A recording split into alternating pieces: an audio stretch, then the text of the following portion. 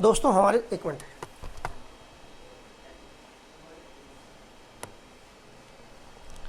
दोस्तों हम SR2 जनकपुरी में हमारे साथ SR साहब कमलजीत सिंह जी सामने बैठे हैं और उनसे हम पूछेंगे जैसे ही यहाँ पर कोई भी व्यक्ति आता है अपनी प्रॉपर्टी का रजिस्ट्रेशन करवाने के लिए, शेयर डीड करवाने के लिए या बैनामा कराने के लिए या जो विल होती है करवाने के लिए या GPA करवाने के लिए या कन्वेंस डीड होती है या गिफ्ट डीड होती है, इनमें कौन कौन से कागज़ लगते हैं, शेयर डीड में कौन कौन से कागज़ लगते हैं और इसकी प्रतिक्रिया का समय क्या है।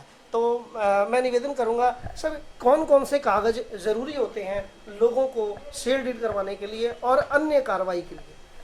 सेल डीड के लिए जो जितने भी आप बता रहे हैं, सेल डीड हो गया, GP हो गया, लीज डीड हो गया, विल हो गया, उनके लिए ये डीड राइटर्स के पास जाके डॉक्यूमेंट्स बनाते हैं और दूसरे कोई कागज़ की ज़रूरत नहीं है यहाँ पर। जी। और ID प्रूफ, आधार कार्ड के लिए ID प्रूफ चाहिए उनके लिए। तो अभी जैसे कि सर आधार कार्ड सबके नहीं बने हैं, तो उसके लिए कोई सब्स्टिट्यूट या कोई उसके लिए कुछ नहीं, अभी कोई सब्सिट्यूट नहीं है। उनके पास यही है कि आधार कार्ड का एनरोलमेंट नंबर जो होता है, स्लिप होता है, उससे भी ही हम काम चला लेते हैं। नंबर से भी काम चला लेते हैं। तो इसमें जैसे आपकी साइट पर हमने देखा है कि महिलाओं के लिए 4% और पुरुषों के लिए 8% और 6%, सॉरी 6%, और जो 1% जो मूल्य होता है प्रॉपर्टी का उसका सरकार लेती है, रजिस्ट्रेशन लेती है। तो यहाँ पर एक प्रॉब्लम आ रही है कि एक ही प्रॉपर्टी अगर बार बार बिकती है तो उसका बार बार वही शुल्क लिया जाता है। बिल्कुल, जितनी बार भी प्रॉपर्टी ट्रांसफर होगी तो गवर्नमेंट को स्टैंप ड्यूटी और रजिस्ट्रेशन लिया जाएगा, हमेशा पिछली बार से कंसिडरेशन अमाउंट से ज़्यादा लिया जाएगा। जी। तो उससे ये नियम बनता है एसआर साहब, इससे आम लोगों को काफ़ी परेशानी होती है, क्योंकि वो पैसा जो है, प्रॉपर्टी एक बिकती है दूसरे के पास, दूसरे से तीसरे के पास, तीसरे से चौथे के पास, तो उसका पैसा बार बार सरकार लेती है। नहीं, मालिक भी तो दूसरा आदमी बन रहा है ना। जब मालिक बन रहा है तो स्टैंप ड्यूटी भी देगा। नहीं, स्टैंप ड्यूटी की बात नहीं हो रही है यहाँ पर, स्टैंप ड्यूटी तो देगा, लेकिन वो जो जिसको कंस्ट्रक्शन चार्ज बोलते हैं वो काफ़ी बढ़ जाता है, उसमें बार बार उसी का कंस्ट्रक्शन चार्ज लिया जाता है। जो कंट्रैक्ट पहले से एक बिल्डिंग होती है तो बार बार वो लिया जाता है। तो वो तो पॉलिसी डिसीजन है, वो तो गवर्नमेंट ही करेंगे, हायर अथॉरिटीज ही करेगी। जी। वैसे आपके हिसाब से जो पॉलिसी मेकर्स हमारे बड़े बड़े अधिकारी होते हैं, उनको लोगों से और आप जैसे जो फील्ड में बैठे हैं सर्विसदार, उनसे पूछना चाहिए कि भाई इसको क्या करना चाहिए, क्या नहीं। क्या इस प्रकार की कोई मीटिंग्स होती हैं आप लोगों के साथ? अगर कोई लिखित में अगर देता है तो उसको हम अधिकारी, कोई रिटर्न में आता है तो अगर कोई लिखित में अगर हमारे पास आता है तो उसको उच्च अधिकारियों के पास भेज दिया जाता है और उनके संज्ञान में लाने के बाद कोई ना कोई कार्रवाई जरूर की जाती है। जरूर किया जाता है। तो अभी दोस्तों जैसे नरेश जी रीडर हैं, वो बता रहे हैं कि अगर कोई लिखित किसी प्रकार की कोई सुझाव आता है तो वो बड़े अधिकारियों के पास भेजा जाता है और उस पर जरूर कार्रवाई होती है, उनके संज्ञान में लाया जाता है और उस पर कार्रवाई होती है। तो सर ये जो पेपर्स की बात है, इसमें क्या क्या चीज़ चाहिए होती हैं, कौन कौन सा पेपर चाहिए होता है? जैसे शेयर डीड के लिए या GPA में एक प्रॉब्लम्स चल रही हैं, तो GPA नहीं हो रही हैं, पावर ऑफ अटॉर्नी, तो वो क्या है उसका थोड़ा सा हमारे दर्शकों को बताएंगे, उसमें क्या प्रॉब्लम्स आती हैं? मैं आपका सवाल समझ नहीं पाया। जो GPA होती है, आज की डेट में GPA बंद है, लेकिन सुप्रीम कोर्ट के ऐसे कोई ऑर्डर नहीं है कि GPA बंद किए जाएं, तो उसमें आप क्या कहना चाहेंगे? हमें तो हायर अथॉरिटीज का डायरेक्शन है, ऑर्डर्स हैं हमारे पास कि GPA के बेसिस पे कुछ माननीय सुप्रीम कोर्ट के उसमें आदेश में लिखा हुआ है कि द्वारा कि GPA के बेसिस पे कोई ओनर नहीं है, GPA के बेसिस पे कोई ओनर नहीं है, ट्रांसफर में टाइटल ट्रांसफर नहीं होता है, ट्रांसफर में कोई परेशानी नहीं है। GPA होल्डर प्रॉपर्टी ट्रांसफर कर सकता है, परंतु ओनर नहीं है, वो उसका मालिक नहीं है। GPA से सर वो अपनी एक जो प्रिंसिपल है वो अपनी पावर दे रहा है अटॉर्नी को। तो ऐसा सब जो ब्लड रिलेशन है उसमें कोई परेशानी उसमें कोई मतलब ब्लड रिलेशन में अगर है तो हो सकता है, अगर ब्लड रिलेशन में नहीं है तो नहीं हो सकता, ये इसका नहीं है। बिल्कुल। तो एक खास बात ऐसा सब बार बार आती है कि कागजों में ये मांगा जाता है कि आप कई बार खसरे एक्वायर होती हैं। हाँ जी।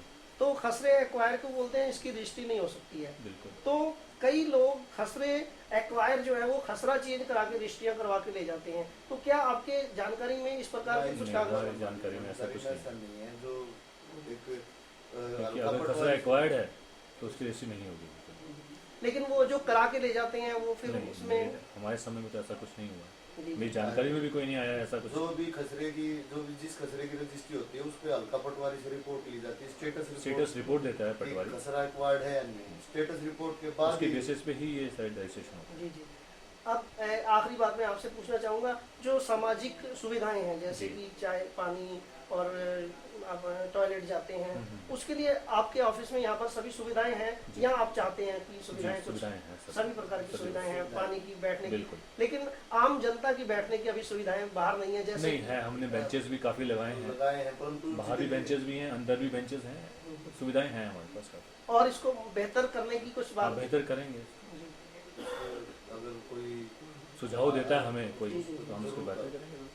तो दोस्तों जैसा कि एसआर साहब ने बहुत सारी बातें बताई, तो हमारे साथ नरेश जी जो रीडर हैं वो काफ़ी चीज़ों के बारे में बता रहे थे। हम उनसे पूछते हैं थोड़ा सा कि नरेश जी हमारे दर्शकों को आप बताएं कि कौन कौन से पेपर एक एक करके अगर आप बता दें, क्योंकि आपके मुंह से निकला हुआ जो शब्द होगा क्यों आप उसको रोज देखते हैं, प्रैक्टिकल करते हैं, तो क्या क्या सुविधाएं पेपर्स की फॉर्मेलिटीज़ चाहिए और आपको किस किस तरह के लोग आपके पास आते हैं और उनकी क्या क्या भावनाएं होती हैं, उनकी क्या क्या प्रॉब्लम्स होती हैं और उनका सोल्यूशन आप किस प्रकार करते हैं, ये हमारे दर्शकों को बताएंगे। देखिए, मैं इस संबंध में यह कहना चाहूँगा कि हमारे पास जो भी व्यक्ति किसी भी प्रकार के कागज़ के लिए हमारे पास आता है तो हम उसकी मदद करते हैं, उसको सारी चीज़ें बताते हैं। उस कागज़ के लिए जो जो उसको उस सपोर्टिंग डॉक्यूमेंट जो जो उसको चाहिएंगे वो सारे हम उसे बताते हैं, और इवन हम उनकी मदद कागज़ तैयार करने में भी करते हैं। अगर किसी प्रकार से अगर कोई बंधु या कोई बहन अनपढ़ हैं, पढ़े लिखे नहीं हैं, उनके हम कागज़ भी खुद अपने पास से तैयार करवाते हैं। ये एक प्रयास है, क्योंकि देखो आज कई परिवार में कई लोगों के पास समय नहीं होता, तो परिवार में जिन जिन जो आदमी समय ऐसे कामों के लिए समय नहीं निकाल पाते, केवल बड़े बुजुर्ग भी आते हैं कई बार बिल कराने के लिए, उनके बेटे फॉरेन में रहते हैं या किसी काम में व्यस्त हैं, तो हम उनकी मदद करते हैं। हम उनके कागज़ तैयार करने में, उनकी बिल टाइप करने में भी हम उनकी मदद करते हैं। इवन उनको फिर प्रेफरेंस भी दिया जाता है कि आप जल्दी आना तो आपका काम जल्दी हो जाएगा सुबह सुबह, और दिन में भीड़ में ना हो। बुजुर्गों के लिए अगर कोई जैसे भी किसी भी काम के लिए कोई भी व्यक्ति किसी प्रकार के काम के लिए अगर कार्यालय में आता है तो उसको किसी भी बाहरी तत्वों से, दलालों से, किसी से भी बचाते हुए हम उसका काम खुद करवाते हैं। दोस्तों जैसे कि नरेश जी ने एक बहुत बढ़िया प्रश्न का जवाब जो मैं पूछने वाला था अपने आप ही दे दिया कि एक वेबसाइट पर भी लिखा हुआ है रेवेन्यू डिपार्टमेंट की कि किसी दलाल या किसी और की आवश्यकता नहीं है, कोई भी व्यक्ति सीधा इनके पास आ सकता है और उसकी पूरी मदद की जाएगी, जैसा कि नरेश जी ने बोला। नरेश जी एक बार फिर इस बात को, क्योंकि ये प्रश्न मैं आपसे पूछने वाला था जिसका जवाब आपने दे दिया, कोई भी व्यक्ति बगैर किसी दलाल के या बगैर किसी वकील के आपके पास आता है तो उसके लिए क्या हम सुविधाएं दे सकते हैं यहाँ पर? हम उसको एक बाहर किसी भी दलाल से बढ़िया उसको हम गाइड कर सकते हैं कि कैसे काम होगा, कब होगा, कहाँ से उसको डॉक्यूमेंट खरीदना है, कैसे डॉक्यूमेंट खरीदना है, कैसे उसको डीड टाइप करनी है। देखिए हमारे पास ऑलरेडी डीड है, स्पेसिमेन डीड है, हम उनको प्रिंट आउट निकाल के दे सकते हैं कि आप ऐसे घर पे टाइप कर लाए या खुद टाइप कर लीजिए, किसी से भी टाइप करवा लीजिए।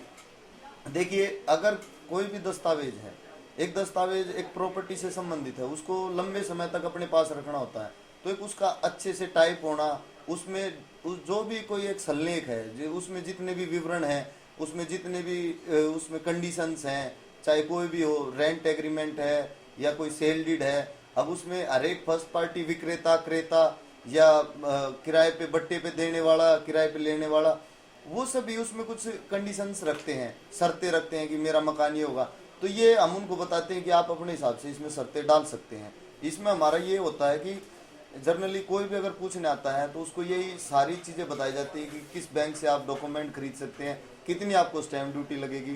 क्योंकि देखिए अगर हम ऑफिस कार्यालय में बैठे हुए, हमारी ये जिम्मेवारी बनती है कि कोई भी पब्लिक का आदमी तंग ना हो और कोई भी आदमी किसी प्रकार किसी बुरे व्यक्ति के चंगुल में ना फंसे। अगर वो सीधा हमारे पास आता है तो वो उसका काम वहीं पे ख़त्म हो जाना चाहिए, उसको दोबारा नहीं कहीं भी जाना चाहिए। देखिए अगर कोई भी व्यक्ति किसी सरकारी कार्यालय में आता है, अगर उसको एक दिन में सारी चीज़ें बता दी जाती हैं तो दोबारा चक्कर नहीं काटता। एक दिन आएगा तो उसको बताएंगे कि ये कमी है, तो उसी दिन उसकी सारी कमियां दूर कर देनी चाहिए। यदि उसको अन्यथा दूसरे दिन ना आना पड़े, अगर वो दूसरे दिन आएगा फिर उसकी कोई कमी रहेगी तो उसको एक ही टाइम में इसी एक ही फार्मूला उसको बता देना चाहिए कि तुम्हें 5 चीज़ें लेके आनी है और ये तैयार कर लीजिए, उसके बाद आप हमारे पास आइए, हम आपका काम 1 मिनट में करके दें। नरेश जी, जो रिकॉर्ड कीपिंग की व्यवस्था है, जैसे किसी को भी सर्टिफाइड कॉपी निकालनी होती है, तो उसमें किन किन समस्याओं की लोगों को समस्याओं का सामना करना पड़ता है जो एक सर्टिफाइड कॉपी निकालने के लिए लोग आते हैं? उसमें जनरली इसमें कोई समस्या नहीं है। एक्चुअली क्या है कि हमारा जो रिकॉर्ड रूम है दिल्ली का सबसे बड़ा रिकॉर्ड रूम है, और मैं आपको बताना चाहूँगा व्यवस्थित रिकॉर्ड रूम है। और इसमें क्या होता है कि ये है कि जब एप्लीकेशंस ज़्यादा आ जाती हैं तो सीनियरिटी के हिसाब से हम उनको ख़त्म करते हैं। जो पहले एप्लीकेशन है उनको पहले दिया जाता है, और जो बाद की एप्लीकेशन है उनको बाद में। जैसे आज 100 एप्लीकेशन आई हैं, कल 100 एप्लीकेशन आई हैं, तो कल वालियों को हम प्रायोरिटी पे रखेंगे, आज वालियों को उनके बाद दिया जाएगा। बस ये है कि लोगों को, हाँ, जो गवर्नमेंट की गाइडलाइन है 21 दिन की, उस गाइडलाइन के भीतर ही हम लोगों को ये सर्टिफाइड कॉपी प्रोवाइड करा देते हैं। नरेश जी, आप जिस तरह बात कर रहे हैं बहुत सुंदर तरीके से आप सारी समस्याओं के समाधान की बात कर रहे हैं। आपने ये काम कब शुरू किया, कब आप इस नौकरी में आए और कहाँ से आपने इसकी ट्रेनिंग ली? ये तो इस कार्यालय में मुझे लगभग 1 वर्ष हो गया है काम करते हुए। यहाँ पे काम करते करते जैसे लोगों की समस्याएं सुनते गए, उनको समझा, उसी से पता चला कि लोगों को क्या चाहिए। तो जो लोगों ने हमें लिखित में भी, कई लोगों ने सुझाव दिए और कई वकीलों ने भी हमें लिखित में सुझाव दिया, हमने उनके दिए गए सुझावों पे अमल किया, जिसे कार्यालय में काम करना और भी आसान होता चला गया। और जैसा पब्लिक चाहेगी हमने वैसा ही काम किया। इससे बस सीखने को भी मिला और लोगों का काम भी आसान होता चला।